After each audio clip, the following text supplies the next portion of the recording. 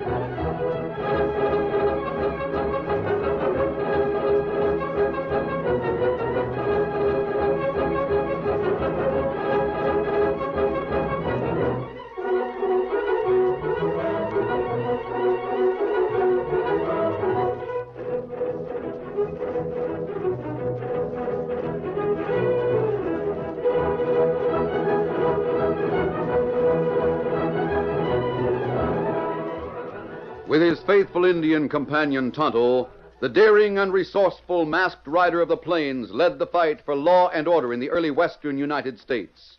Nowhere in the pages of history can one find a greater champion of justice. Return with us now to those thrilling days of yesteryear. From out of the past come the thundering hoofbeats of a great horse, Silver. The Lone Ranger rides again. Come on, Silver. Let's go, big fellow. I'll Silver. Away!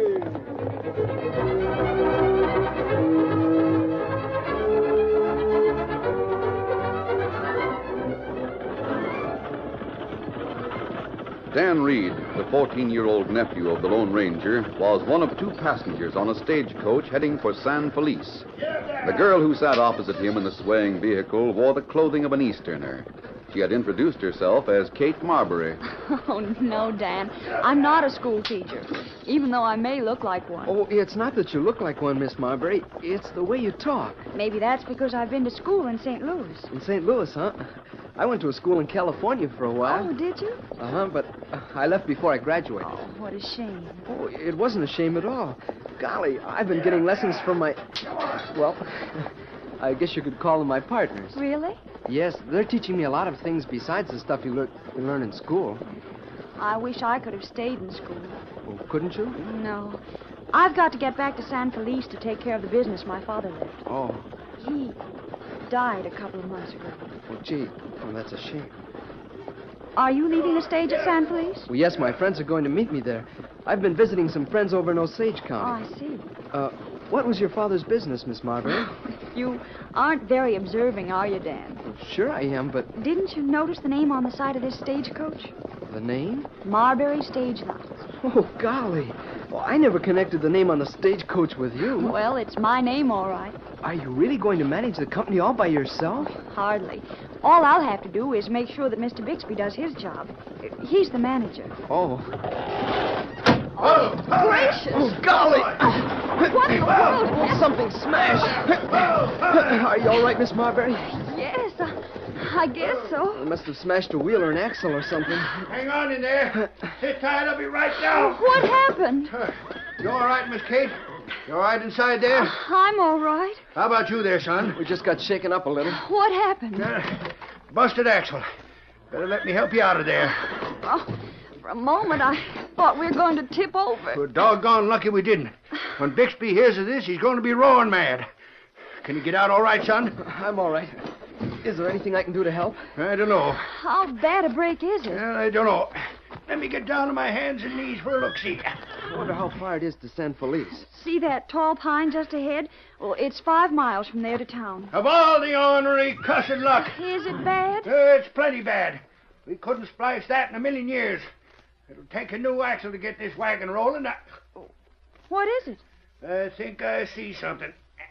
Wait till I crawl under there for a closer look. If it's only 5 miles to town, we can walk. I hope we can, but I don't relish a walk like that in shoes like these. Thunderation!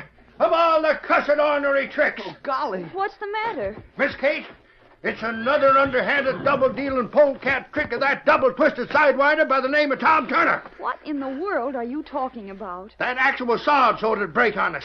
Sawed? Are you sure? You're doggone right, I'm sure, Miss Kate. And just wait till Bixby hears about it. I reckon he's told you about some of Tom Turner's tricks. Yes, he has. And now I'm going to have a showdown with Mr. Tom Turner. I never seen the critter, but I bet I know him on sight.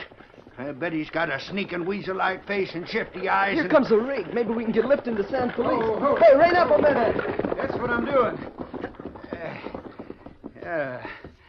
You look like you could do with a lift. We certainly can. Well, I'm going to San Felice, ma'am. Pile in. I better stay here with the horses, Miss Kate. You can tell Bixby to send out a spare axle. Very well. Here are the bags, Miss Marbury. Oh, thanks. Now, just toss them in back there. Let me give you a hand up, Miss Marbury.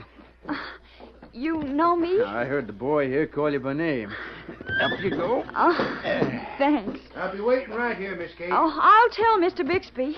Golly, we're sure lucky you came along. Glad to be helpful. Get up there. Yeah, it's a doggone shame when the stage has an accident with the owner of the line aboard. It, looked like an axle. Is that what it was? Yes, and it was no accident. No? The driver said someone had sawed the axle so it would break. Tom Turner's the one who did it. Just wait till I see that sneaking upstart. Why do you say he did it, Miss Marbury? He's made all kinds of trouble for the Marbury line. Yes? Yes. He's poisoned 4 of our horses. He's cut harness, sawed axles, and he even shot a couple of our drivers. Great day, ma'am. How do you know he's done all this? Mr. Bixby, the manager of my company, told me about it in his letters. Yes, but why would Turner do stunts of that sort? Because he started a 2-bit stage line and he wants to get our business. Ah. Hey, have you got proof of any of these things you mentioned? No. Mr. Bixby says Tom Turner's too smart to get caught. Well, what you've said is sure news to me, Miss Marbury. I'm sorry to hear about it. Fact is, I'm awful sorry. You are? I sure am. Because, you see, I'm Tom Turner.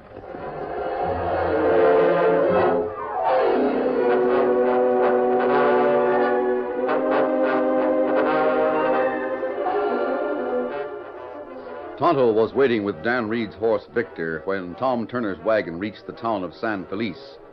Kate left the stage office and went to the hotel porch where Bixby, the manager, was waiting. He was furious when he heard what had happened. Miss Marbury, you mean to say Tom Turner brought you to town? What happened to our stage? An axle broke 5 miles east of here. An axle, huh? Yeah. The driver said it had been sawed. More of Turner's work. Mr. Bixby, are you sure he's the one who caused all the trouble? You bet he is. Miss Marbury, he's trying to break this line, and at the rate things are going, he'll do it. Well, he did prove helpful today. He saved me a 5-mile walk. Where's your stage and the driver? On the trail, just beyond the tall pine. I'll send help to him. What? Oh, look! The stable's on fire. Great Scott. Come on, Mr. Bixby. Are there any horses in there? Yes. Get those horses out. Get them out. I'll bet this is more of Tom Turner's work. Get those horses out. Never mind the fire. Just save the horses. All right. Here. Golly, Tonto, Mr. Bixby blames everything on Tom Turner, and I think Tom's all right. You right, Dan.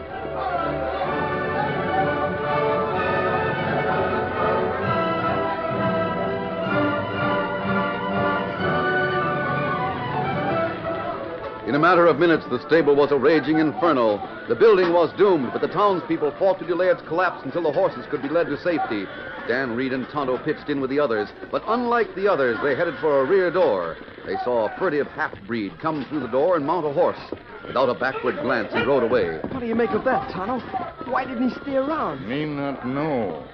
Maybe find out by and by. Do you suppose there are any horses in that part of the stable? Me go see. You wait here. Oh, but Tonto, I want... Oh, you wait. Dan had no choice. He waited for a minute that seemed like an hour. Then his Indian friend returned. Horse all out of stable now. The men up in front have stopped fighting the fire. I guess they're going to let her burn. There's nothing else to do. What do you make of that half-breed who rode away? Dan, you wait. Me tell story when we get to camp. What story? Scout and Victor over this way. What story are you going to tell the Lone Ranger? Maybe half-breed start fire. Lone Ranger, maybe follow him. Maybe make half-breed talk. Well, I hope so. Because if the one that started that fire isn't found, Tom Turner's going to be blamed. Mr. Bixby's out to get him.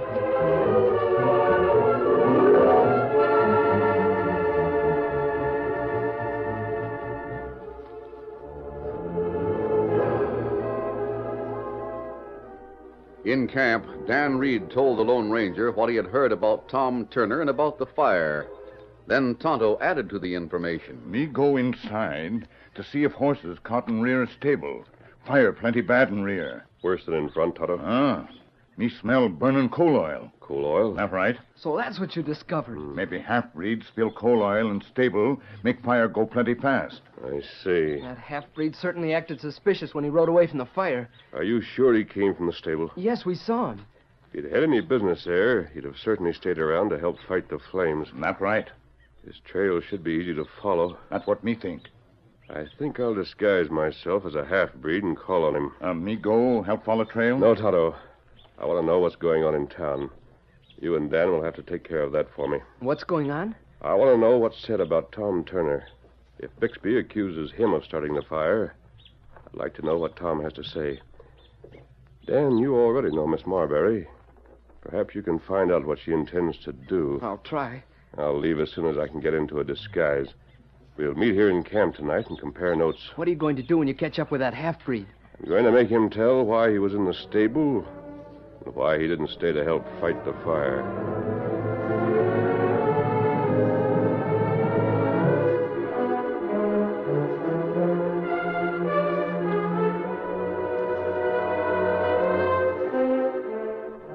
The trail of Pedro the half-breed proved quite easy to follow. The Lone Ranger, with his face darkened by stain and wearing clothes of a nondescript nature, reined up after about 3/4 of a mile. 100 yards ahead, he saw an old cabin beside which stood a chestnut horse. A half-caved-in barn stood near the house. He circled to keep the barn between himself and the house and approached closer without being seen. Leaving Silver at ground hitch behind the barn, he strode to the cabin and entered without knocking. Hey, what is this? Buenos dias, senor. Huh? Who are you? You are here alone. What of that? What is your name? I am called Pedro, but what's it to you? Why do you come here without rapping on the door? I come here, Pedro, because I think you were seen while in the stable that it burned. Eh? No. Did you not spill coal oil in that place? Did you not start the fire? Why do you say these things? Many times poor people who have no home climb into a hayloft for a place to sleep. See? It is bad to set a fire without first making sure you do not endanger the life of one like you or like me. You were in the hayloft? You did start the fire. Madre mia. How did you do it? No, stand back. Don't come near me. How did you do it, Pedro? Answer me. Don't come closer. Stand back, I tell you. Oh, Senor Bixby, get this man. He's a witness. That trick is too old, Pedro. You expect me to turn to see you come behind me? Don't bother. What? Now, get him. Bueno. Yeah. Senor Bixby, you came just at the right time. Who is this critter? I don't know, Senor, but he saw me. I'm sure of it. He saw me start the fire. Dead, huh? See? We'll take care of him in short order.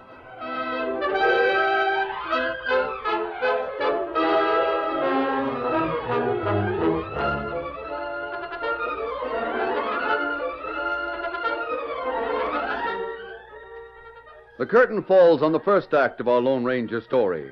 Before the next exciting scenes, please permit us to pause for just a few moments.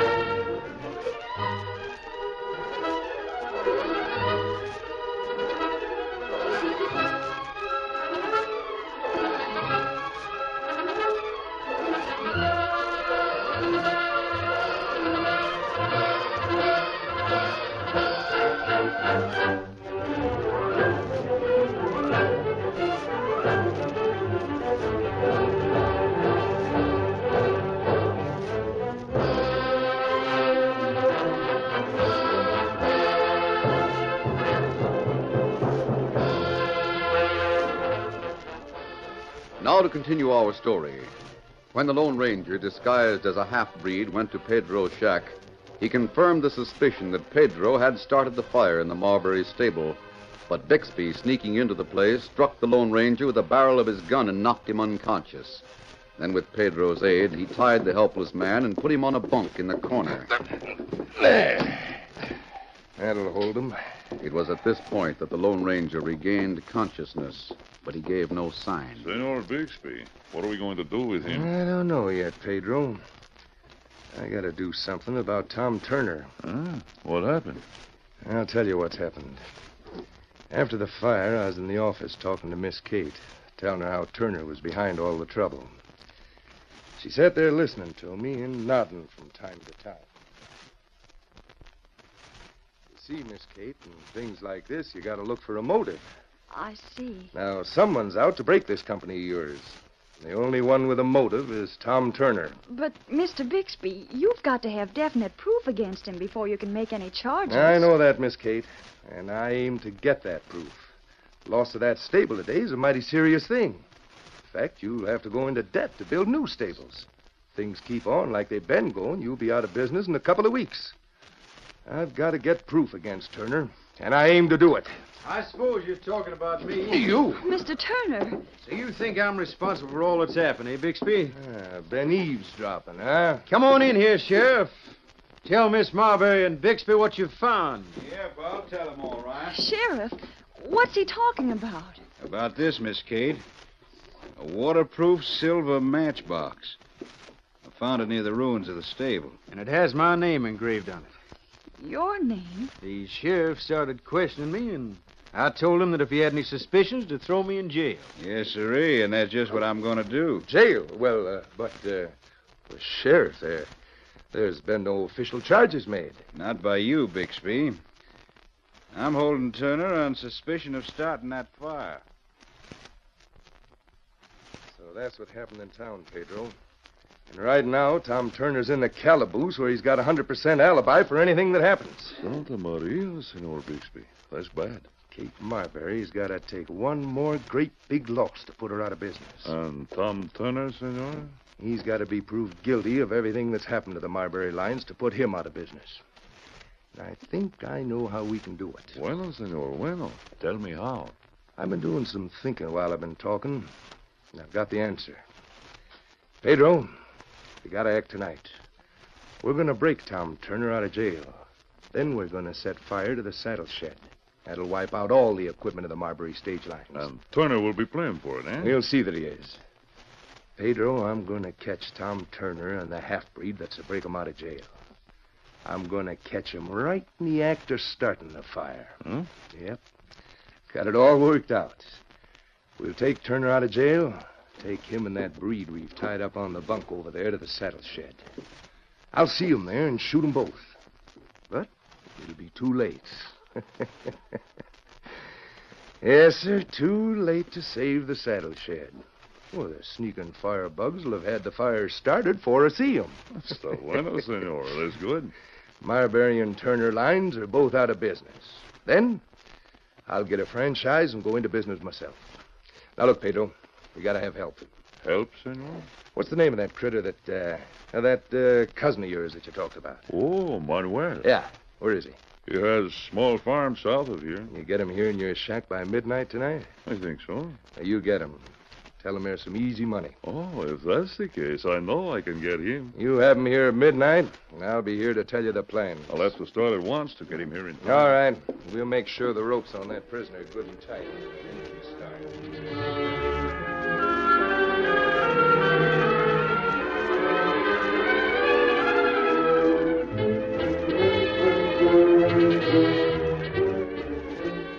The Lone Ranger was helplessly tied when Bixby set out to return to town, and Pedro left to get his cousin Manuel. Tight rope. He fought against the ropes, exerting the full strength of his muscles. But the rope was strong, and the knots were well tied. He knew the details of Bixby's plan, but the knowledge would do him no good unless he could get free to act. He rested, and then he renewed his efforts. And then he heard a sound, the whinny of his great horse Silver, and realized that he was not entirely by himself.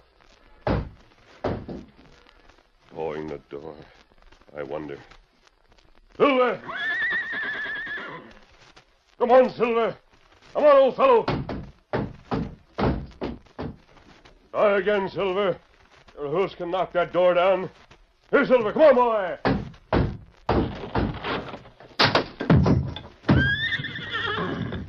Good work, Silver. Here, fellow. I've taught you to untie ropes. Bend down here. Down. Free my hands. The well-trained horse knew what was expected of him. His strong teeth fumbled with the ropes about the Lone Ranger's wrists. He tugged and hauled. He bit, and finally the knot grew looser. That's it, Silver. He tugged some more, and then the knot was loose. Now, won't take long to get this one off my feet. In another moment, the Lone Ranger stood. He took the gun belt that had been thrown over a chair in the corner, buckled it about his hips, Hold on a minute. then led Silver from the room. Come on, fella. Now we can travel, Silver. Steady, big fella. Come on, Silver!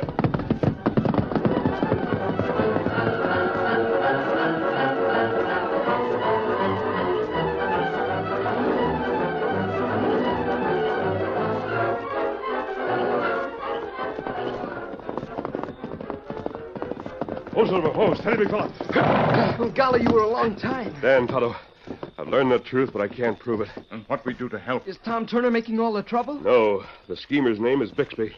He's trying to smash both stage lines so he can take over. Tonight's the showdown, and we've got to do something about it. Now, each of you will have to do his part. And what we do? Just tell us. Here's the plan. Now, listen carefully. While he outlined the plan that he decided on during the return to camp, the Lone Ranger threw aside the disguise and resumed his own familiar clothing. Then he put the mask in place across his eyes. In the meantime, Dan and Tonto had saddled their horses and made ready to ride. Steady there. Now, you understand what you're to do? We sure do, and you can count on us. Good. Don't forget the people you're to see, Dan. I won't forget. Tonto, you're riding with me. Be ready. I'll start right now. We're all starting right now. Steady, big fella. Come on, Silver! Come on, big fella. Count.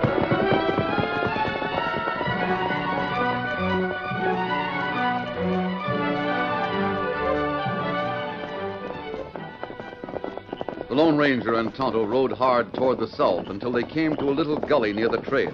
They reined up. Oh, Silver, hold on. Oh, fella. Oh, fella. This good place to wait. Yeah, steady, big fella. Good enough, Tonto. Get the horses out of sight. I don't think we'll have long to wait. In the meantime, Dan reined up in front of Kate Marbury's home. He found the girl inside, studying reports of her most recent losses. Miss Marbury, I've got to speak to you alone. Oh, we're alone, Dan. What's on your mind? It's Tom Turner. Oh, He's not to blame for what happened. no? No, but unless you'll help and persuade the sheriff to help, you'll never learn who's really to blame. Sit down, Dan. You know something. What is it? Dan talked and Kate listened for the next quarter hour. The girl's face underwent a change. When Dan had finished, she rose with a new determination in her eyes and said, Come with me. We'll call on the sheriff.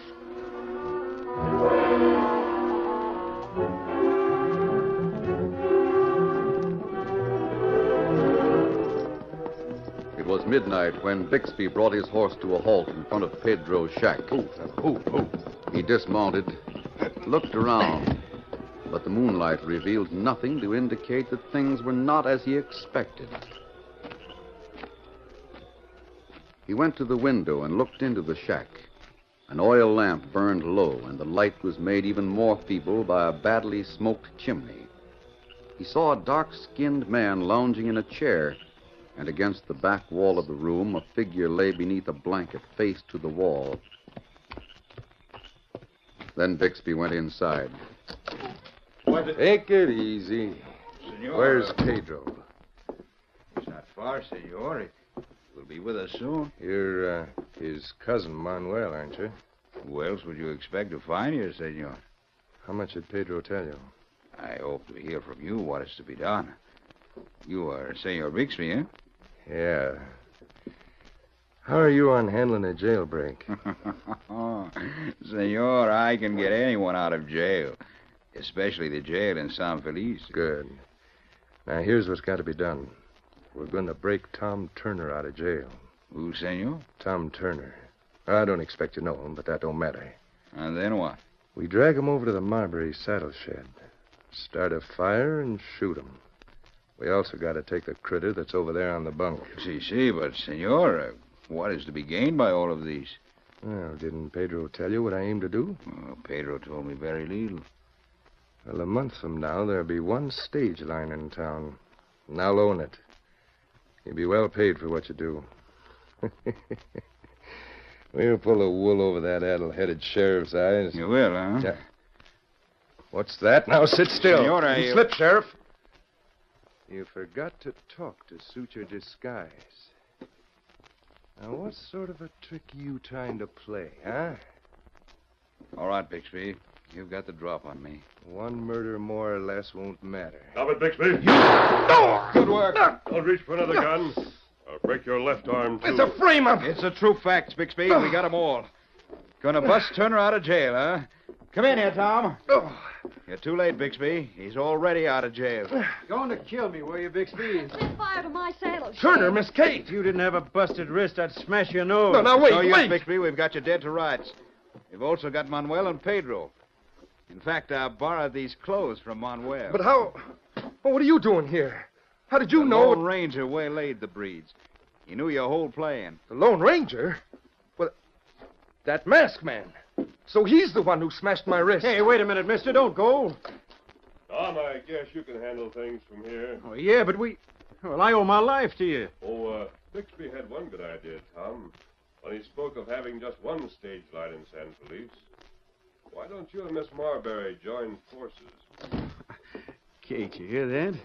It's not a bad suggestion. You two just postpone talking private matters until we get these crooks in jail. I'll take Bixby. Tom, you bring those two that we left tied up in the woodshed.